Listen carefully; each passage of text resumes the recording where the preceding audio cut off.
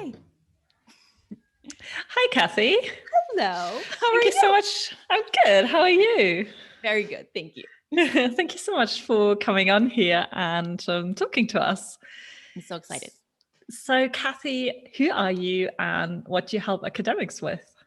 Yes. Well, my name is Cathy Mazak, and I am a writing and career coach for academics. So I really help, especially academic women and non-binary folks, to center their writing in their careers and use the things that writing gets you to kind of craft the careers that they want for themselves. Sounds excellent. And why do you focus on just writing? Like, why do you think writing is just so important for an academic's career? Yeah, I think that, you know, at the very root of it, right, is like writing is the way that we express ourselves. It's the way we get our ideas out in the world as academics. There are other ways too, right? Obviously, teaching and research is a way of communicating a message as well. But in the end, what has currency inside of academia is our published work. And that's how we can be the most influential. So that's why I want to like focus there. But really too, like focusing on writing means focusing on you, on yourself. And I think a lot of times, especially a lot of the people socialized as women who I work with, it's like we're so used to focusing on our students and doing what other people want and trying to be successful at the same time, that when we turn the focus to writing, we have to focus on our own goals, our own message, what we want. And when we do that, we can just create a much more satisfying career for ourselves than if we're always trying to like put out other people's fires and do things for other people. Wow, yeah, such a great answer. It's so right that writing is just, it's almost like everything in academia, like in an academic's career, scientist career. I feel like often it all comes back to kind of writing, right? I mean, even if you, I mean, I guess it depends a little bit. If you have a teaching position, then obviously maybe it's less of a thing. But for everyone who's doing research, I mean, even if you do research in the end, how you communicate that research is essentially almost always writing, unless you Right. go to a conference and speak. But yes, you say the actual currency is the writing. That's what gets you promoted in the end. Yep. Or gets you the recognition, I guess, in the Yeah. field. And I think a lot of people who the academics work, right, is always divided. Like even if you're in a research, like a completely research position, you still have, you're still doing more than one thing at once, more than one project at once most of the time. And for like a tenure track professor or, a professor who has teaching, research, and service as their three kind of main areas, you're like, I just said that means at least you need to be pulled in three directions. And none of those says writing on it. Like research is writing. And then sometimes parts of teaching can be writing too. Like there's different ways that writing weaves through.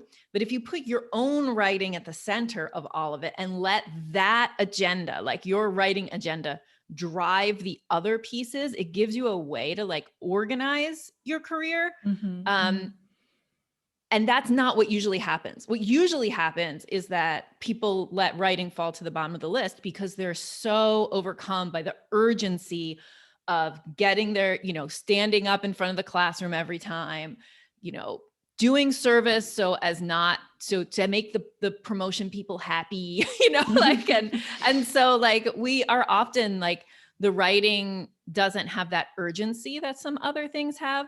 But if we infuse it with that importance, then maybe we can stop feeling like the urgent things are what gets our attention all the time. Right. Yeah, it's true. There's always someone knocking on the door, right? Like, oh, can you do this? Can you do that? Oh, there's this form that you have to fill in.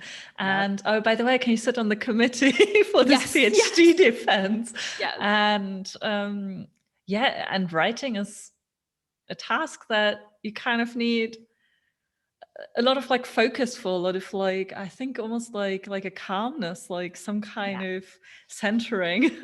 Yeah. That is very, very difficult to Yeah. get when you are just, I mean, now times are a little different because people are at home and there's different sort of distractions and Yep. challenges. Yep. But both at home and in the office, I guess there's just so much going on that isn't really so, it's not helping No, it's not. with getting your writing done. Yeah. Um, and you said that you focus mainly on academic women and non-binary people. Mhm. Um, so what are the particular challenges that you see women and non-binary people have? Yeah, that's a great question. So I think, whether we've thought about it this way or not, that academia is a culture, right? And so inside, and it's influenced by it's nested inside of other cultures that we kind of operate in, and power structures.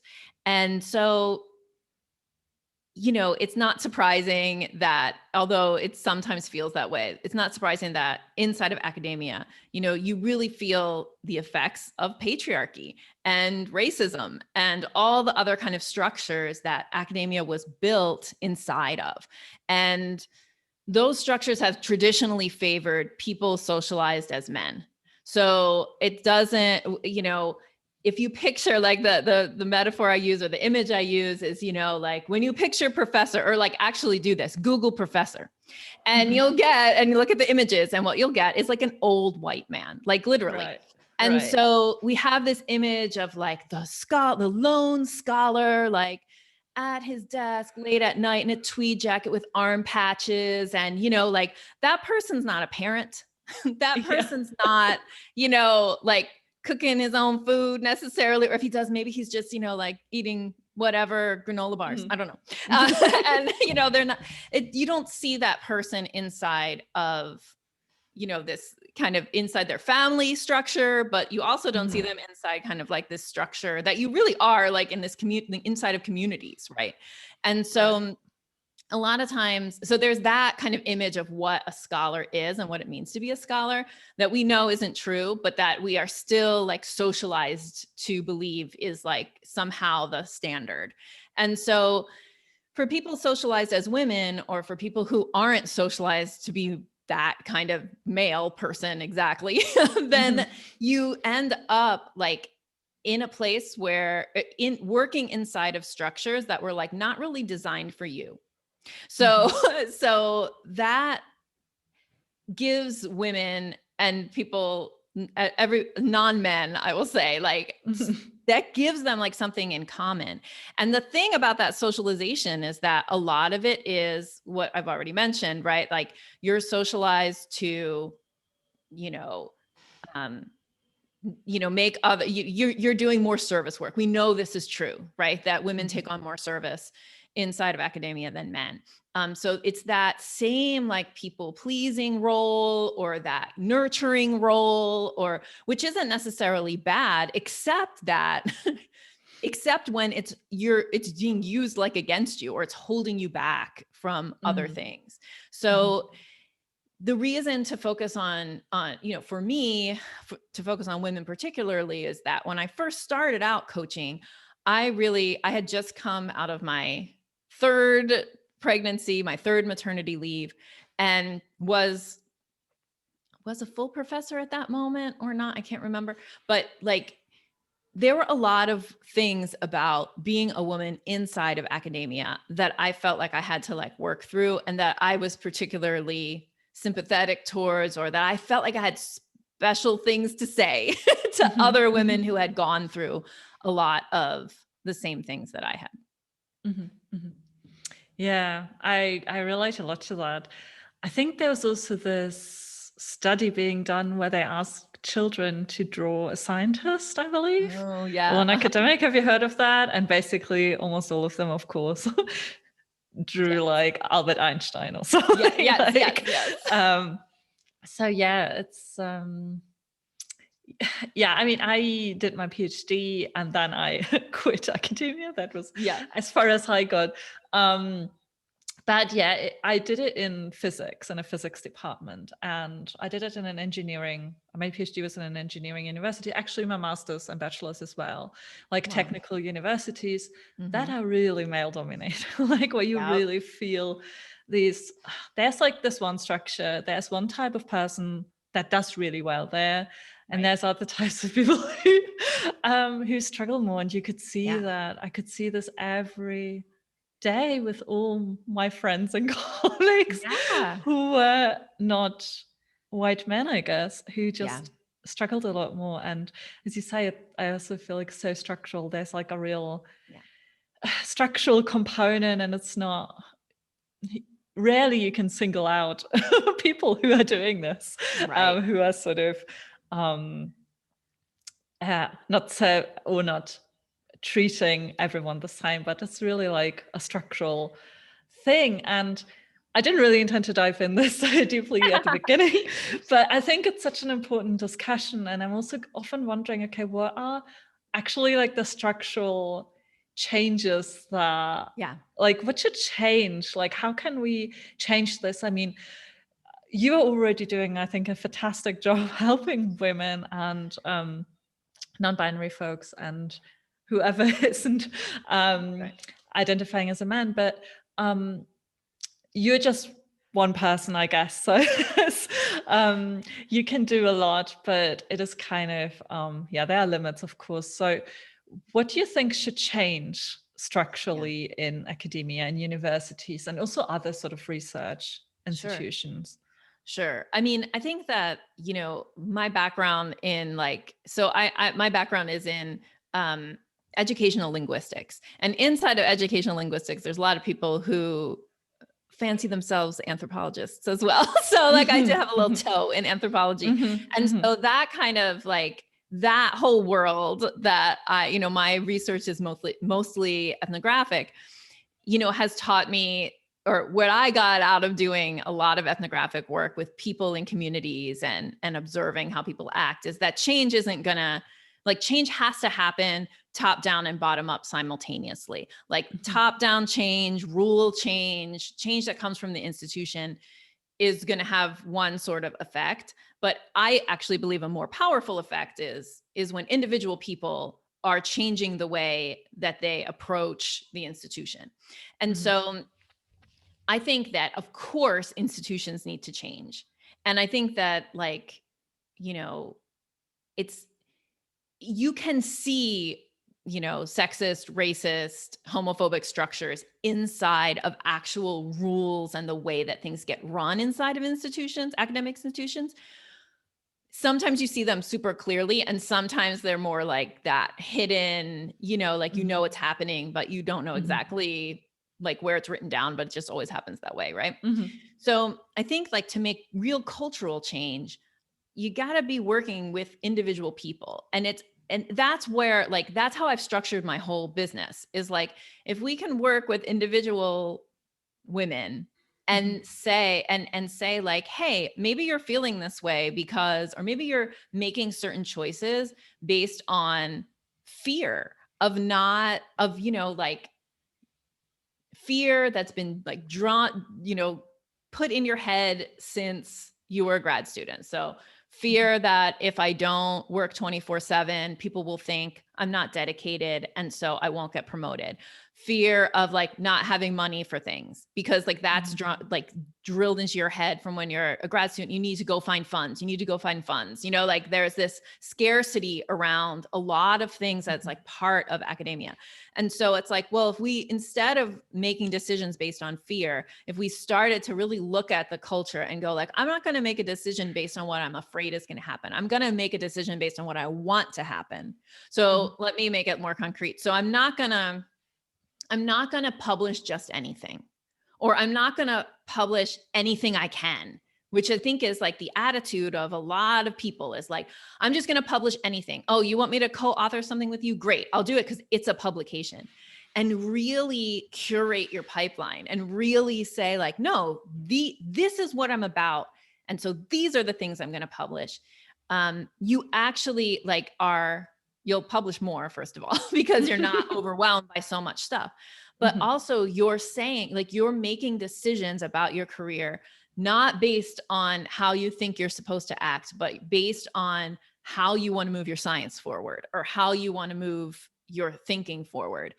And I think that that's the way that change happens. So then the more people who have professors who are doing that and who are mentoring them in a way that says, oh, you know, you need to be in charge of your career. Don't let yourself be blown in the wind. Don't let other people decide what your career looks like for you. You know, like if you have people mentoring that way, then you're going to start to change the culture, like from the bottom up. And so like cultural change is tricky, right? Because it's like the systems are a lot of times feel invisible. So it's revealing the systems. It's definitely like, I want to see more women in leadership positions so they have more institutional power. But also we need just like everybody to step into power that they have to make decisions based on what they want, not what they're afraid is going to happen. And I think that that's some of what needs to change inside of academia, is that like reproducing yourself, or reproducing this, like what we think quote unquote is like this norm. We don't want to just keep reproducing the norm. That's not good for science, right? That's not good for humanities either. Like we're not just replicating, right? We want to be different and we want to be ourselves. And that's what's going to move knowledge forward and humans forward and save the world. No, I'm exaggerating, but you know, that kind of bottom up change, I think is really exciting to me. I've never really, you're so right. I've never really thought about it that way, I guess, how much you actually change the world. I mean, or your little world. Right, your little world, right? Your little world. Yeah. By actually designing your career, or I guess designing your career in a way that is good for you, but also you're really driving the change that way. I think it makes a lot of sense. And it's also kind of nice how it then all goes together, right? You, and the end, doing something that feels better to you and that hopefully provokes a little change. I also think that, I mean, academia is kind of like a little, I mean, it's still very like sort of traditional setting in many cases. And it seems like often stuck in the past compared to other sort of areas. Nonetheless, I think that often we also, as humans, we kind of underestimate how much change we're actually able to do and how much change is happening all the time. And I think it's, even when we like look back to like 10, 15 years ago and watch like TV shows and whatnot. I mean, Friends, for example, has been heavily criticized because now everyone sees how sexist, racist it is.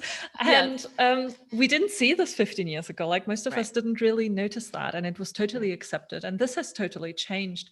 So yeah, I do think we should not forget how much power we actually have. Okay, this has turned into like an activist aside, but I do think, I do totally agree with you that it's kind of beautiful how it all goes together, and starting with yourself can actually lead to change. So now we have talked a lot about how important it is to do this, so to focus on your writing and how important writing is, and I totally agree with that. That writing is what will really help you in your career, center your career. Now, what the people that I talk to, like scientists, academics, they often tell me that it depends a little bit what stage they're in, but usually they don't have time or focus to write. So, and as we already said, there's so many things that are happening. So I know a lot of scientists who then use their weekends to write late in the night if possible, or don't write. Just simply don't write as much as I want to. I think actually the latter category is most of my folks are following me. So how how can you manage to write? Like, how do you do that? How do you integrate writing in your day? Yeah.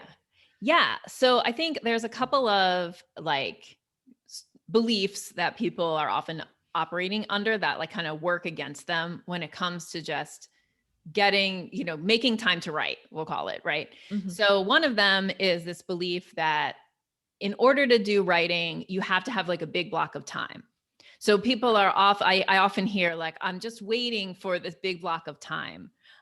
What used to happen to me would be like, would I would hold Fridays and I'd be like, Mhm. Fridays is going to be the day that I would do the writing. And Mhm. inevitably something happened on Friday. Somebody would put a meeting that I would say yes to. My kid would wake up sick or school would be half a day and I didn't realize it. So I had to pick up the kid at 11:30. Like, so those big blocks are really hard to like, to hold, to Mhm. hold. It's better actually to start with trying to hold on to much smaller chunks. Um, but if you can, like, put those chunks at a time of day that you are your most effective. So another thing people do is like you mentioned, right? Like I'm gonna write on the weekends, or here's another thing. I'll wake up at 5 a.m. every day Right. and I'll write for 2 hours, right? And then I'll shower and Mhm. go to work or whatever. Just sounds horrific, It doesn't sounds, it? It I know doesn't it is sound horrible. I like mean, fun. so unless you are a person where you feel like you are your best self at 5 a.m. And there are Right. people like this, right? Who are Oh, early right. Yeah. risers. My son is one of these people. He's an early I riser. see. He's always been, since he was a little kid, he's always been up at 5 Wow. in the morning. Now, thankfully, he doesn't wake me up. But, like that's his time. Mhm. And so if that's true, by all means, wake up at 5 in the morning. But Mhm. if you're waking up early, staying up late, or writing on the weekends, what you're doing is you're pushing writing to the periphery of your career. And you're saying to yourself every time you do that, writing is secondary to the things I do during my quote unquote working hours. So, you know, Mm. and so so a question to ask yourself is it secondary? Like, like is Mhm. writing less important than the things you do from, let's say, 9 to 5 or whatever one might consider to be their like working hours? I would say that it's not. Like, if you want to keep going the way you're going, fine, but if you Mhm. want to like have more direction in your career, get your message out there more so that you're influencing other people with your ideas, then the writing has to, like, it has to be center in your day, not peripheral to what you're doing. So it's not true that you need big blocks of time to write. Also, you should be, not using the peripheries of your days to write, but the centers of your days to write.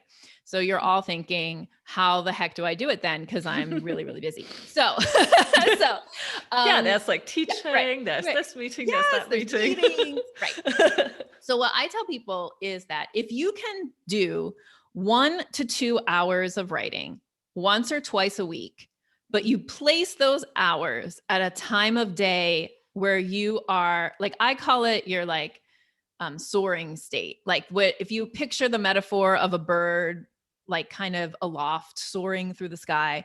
The bird is Mm. not desperately flapping wings to stay up, but they're like riding on invisible energy. Like, if what you need to do is find the time of day where you have that feeling. Mhm. So for me, and this is only accomplished through some reflection, so get a piece of paper and every hour of the day, make a note about how you're feeling in terms of your energy, your ability to focus, your drive to do things.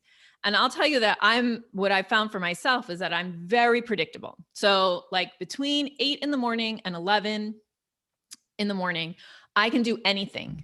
I can sit for 3 hours and not take a break. I shouldn't, but I can. I have my best thoughts, things that would take me so long to do at 4 or 5 o'clock in the afternoon. I can do them super fast during that 8 o'clock to 11 o'clock time. So what you need to do is figure out what that time is for you. Maybe you feel like you know what it is, take a few days to really reflect and think about how you're feeling at different times of day.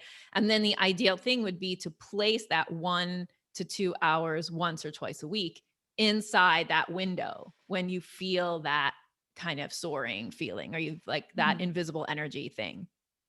And then you will notice that you can just write so much more with just that small amount of time. I'm talking about 2 hours a week, or up to 4 hours a week. 4 hours a week would be a ton, actually, if you're hitting those times, because you're just like, instead of giving your best times of day to the urgent things or to email, which a lot of people are just using that time, like the first thing in the morning time for answering email. Like, stop answering email, like literally stop. and use that time, to figure out this, when you could place writing in time inside your schedule.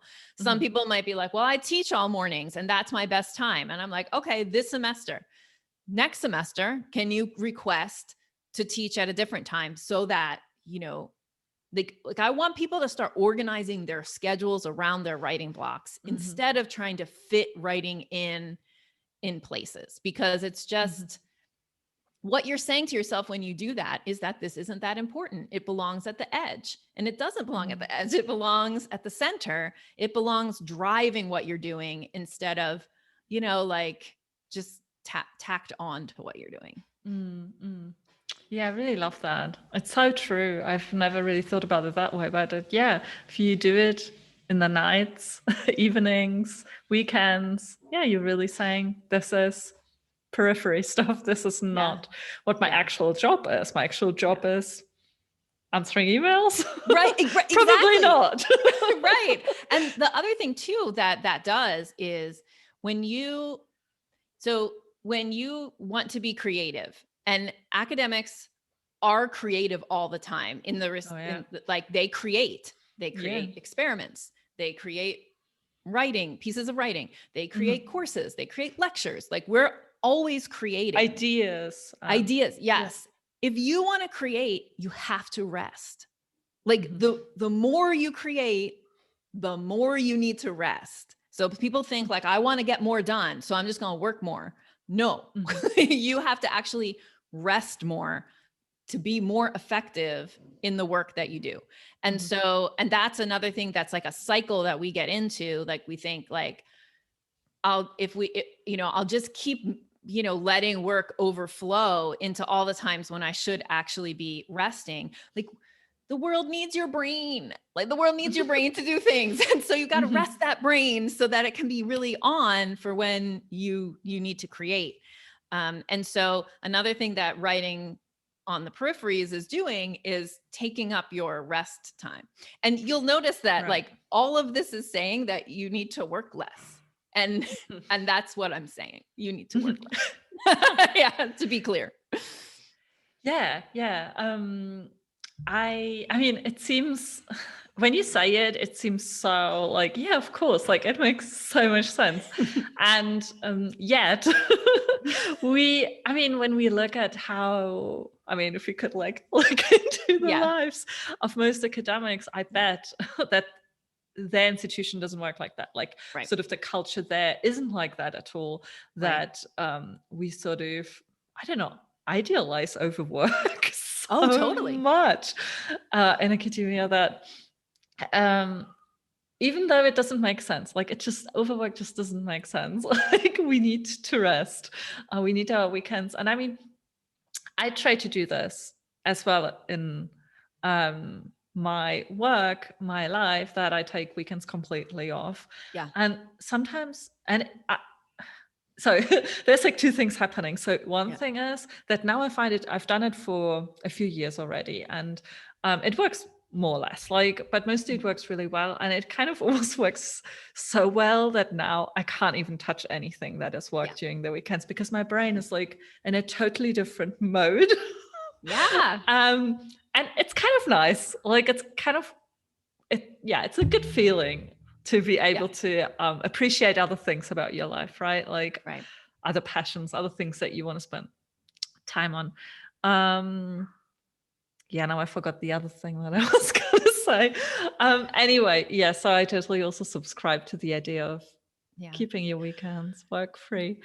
Well, I mean, you can go ahead, or I was just going to address the overwork thing for a Okay, second. yeah, do that. So yeah. So a lot of people are listening. They're like, that sounds great for you, but I work in X institution, and at X institution, that would never fly.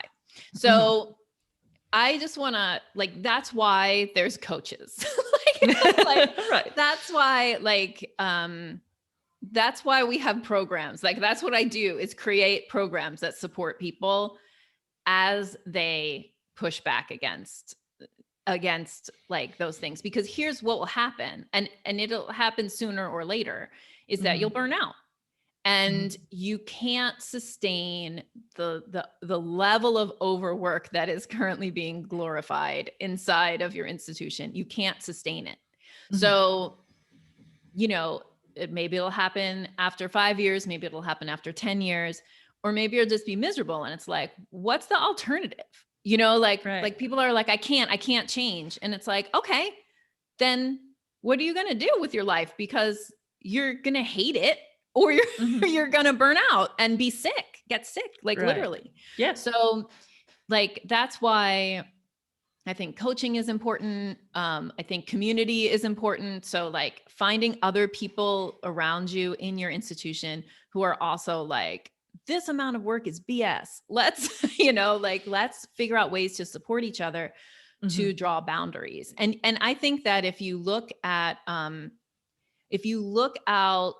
at people in your field who you think are like uber productive, right? Like super productive people, they're publishing, they either have a big team of people working with them / under them. So they're like super well funded. So they have postdocs working with them. They have PhD students working, they have research assistants, they have access to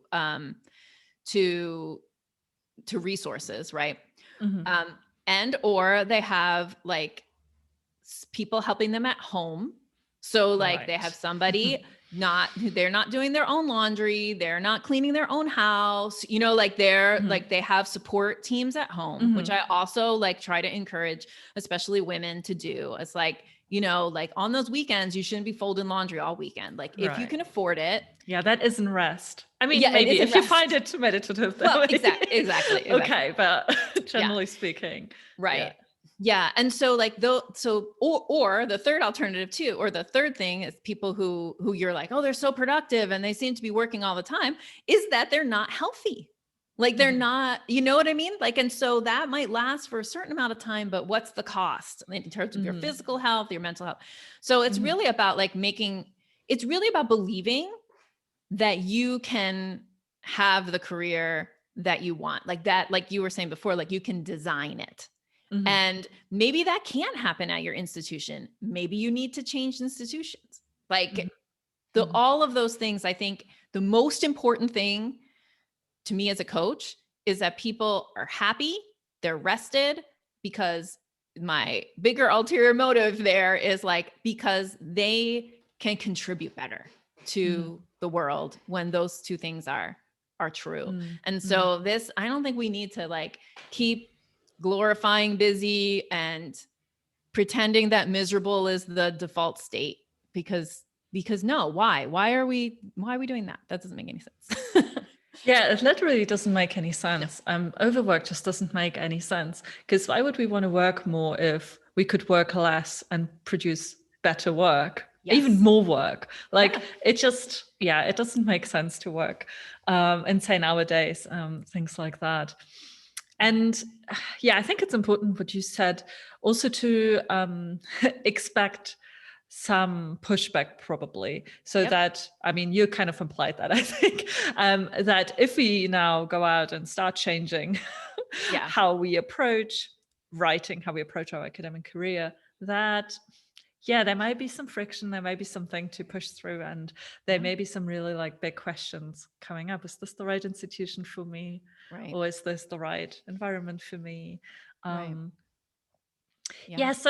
So you said, basically, just to recap what people, because we kind of touched on so many things, to work less, don't work nights, don't work weekends, put writing in the center. And the second thing you said was to try to find the time of the day that you saw where Yeah. everything just goes really easily, where the ideas flow, the writing feels hopefully easy or easier than usual. And to have that like 1 to 2 times a week, you said, right? Like to kind of try around 2 to 4 hours, and that if you hit those times, that you can already produce quite a lot. Right.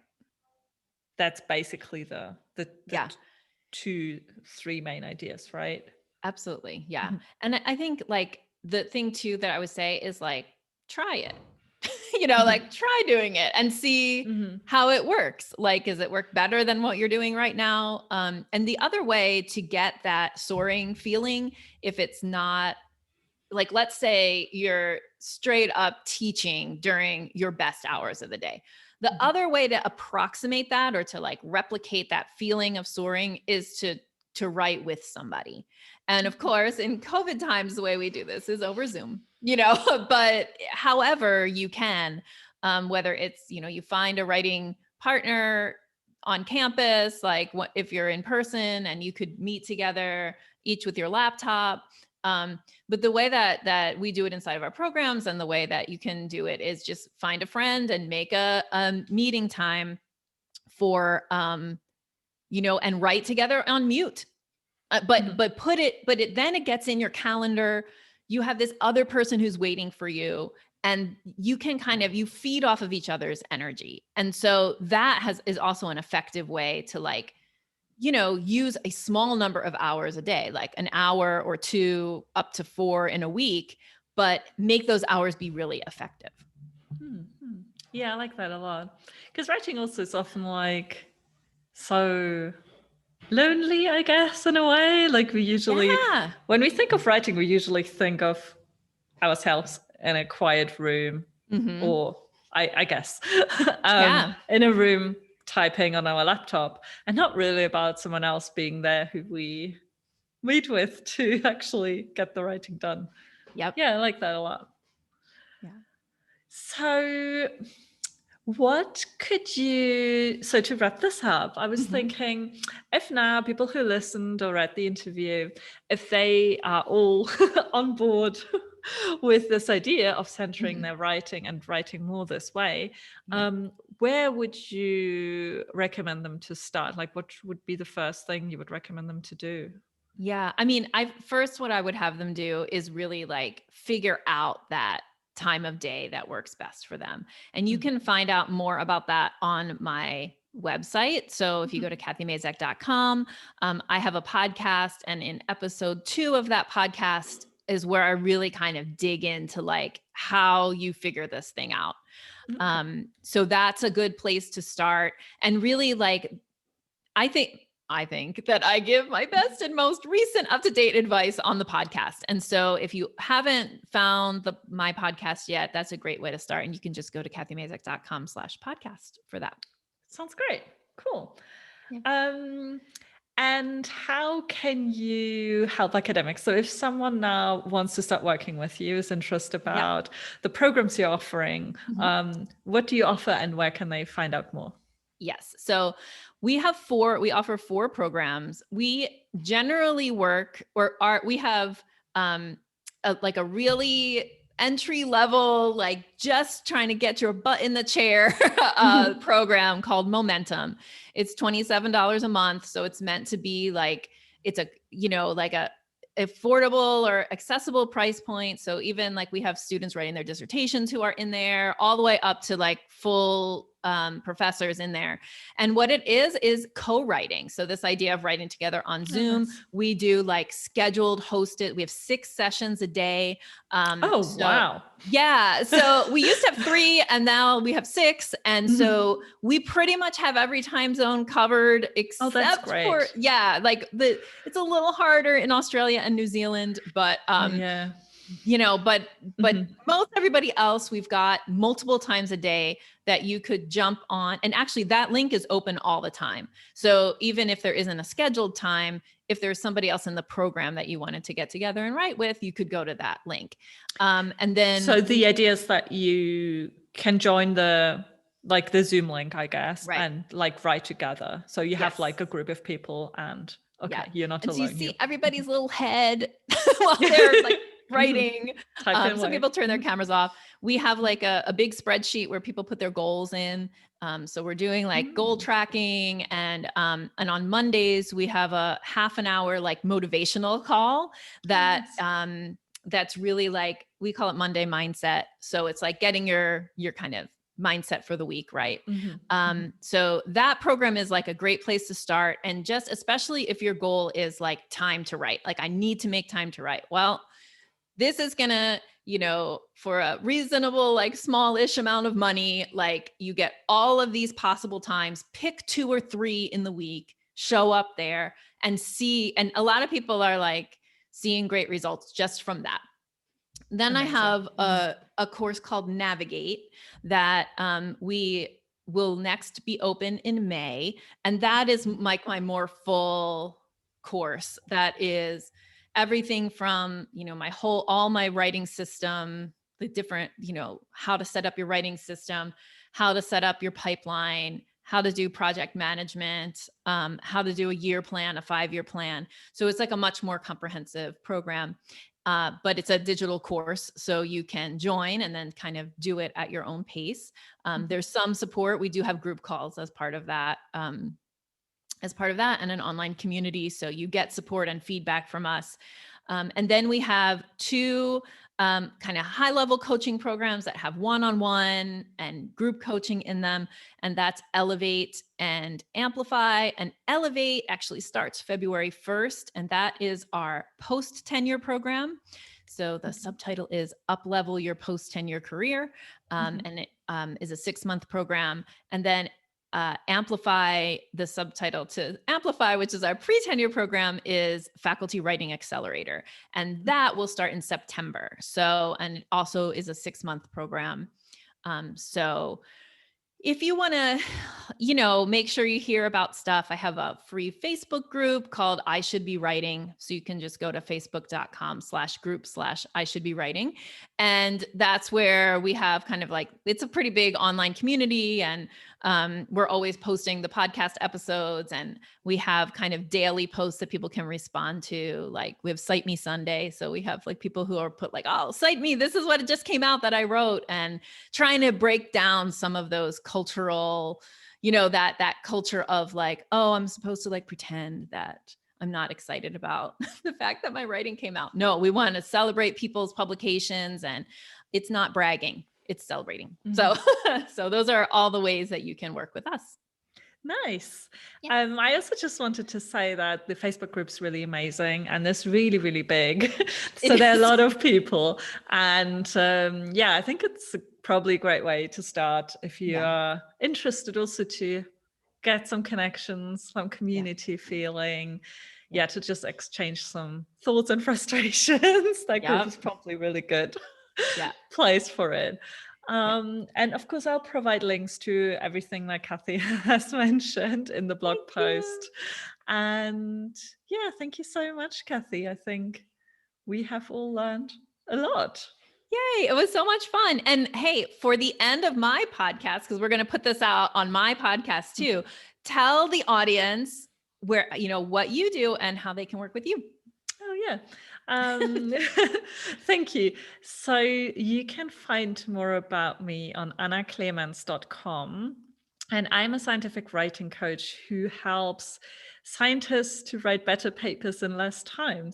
So where Cathy focuses more on sort of making time to write, centering your writing in your career, I teach scientists. So that means sort of health researchers, physical scientists, and life scientists, so around these areas, how to write papers. So it's a very so they teach a very structured approach and how you should, if you want to write a paper, okay, where should I start? What's the next step?